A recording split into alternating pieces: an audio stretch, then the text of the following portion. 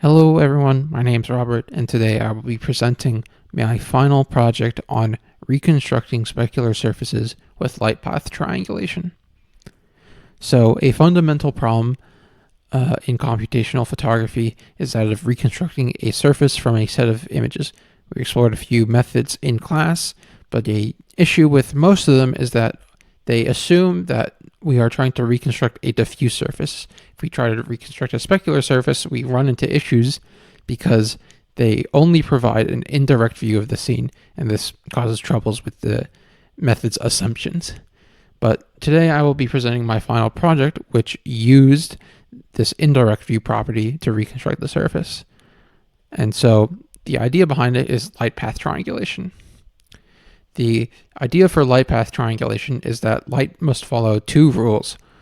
Firstly, light has to go along these piecewise linear paths, and secondly, the piecewise segments within the paths are related by the laws of reflection and refraction because our surfaces are specular.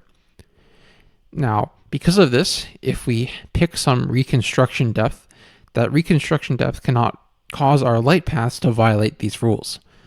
And so what we will do is, given some known viewpoints and some known reference points on the first ray from the light source to the first bounce, we will eliminate all possible depths that cause these light paths to be inconsistent with the rules, and that will give us a singular depth which will serve as our reconstruction depth.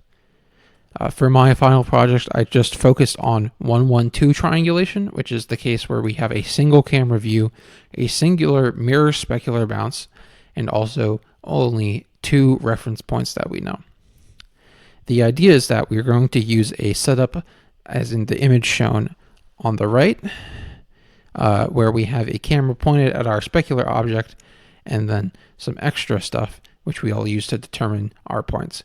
We're going to need to know the camera position and camera rays, and we'll do that by using this known reference plane in the back, which is this checkerboard image. And we'll use camera calibration to get the intrinsic and extrinsic properties, which gives us our position and rays.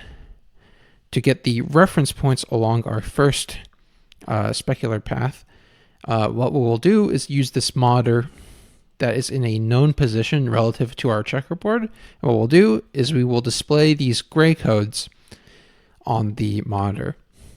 Then we will take an image of our scene from our camera point of view, and we will see the reflection of these gray codes off of the specular object. Using the entire sequence capture, we can determine what gray code a pixel views, and because the gray code encodes the horizontal and vertical position of the display, we will be able to then get the 3D reference point for a specific pixel. That gives us one reference point, but we can get another reference point by simply just moving the monitor back, again, at a different known position so that we know exactly the offset to the reference plane. And so if we do this, then we can easily reconstruct the depth using 1-1-2 triangulation. The reference points, the two of them, determine the first half of the light path because there's a single ray that can go between both of those reference points. And then the camera ray from the camera position that we know also determines the second half. And since we only have one specular bounce, we know the entire light path.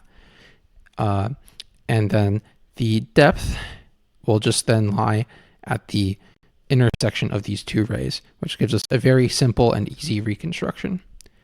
So for some results, I did a synthetic reconstruction example of this blobby surface that I made in Blender. And on the left, we have a Blender view of it. And then on the right, we have a reconstruction, which is very accurate. And then I also did a real world reconstruction of the spoon as shown in those setup examples earlier on. As we can see, the spoon reconstruction is very accurate to the real world spoon that I captured, and it's even easier to see in this top-down view.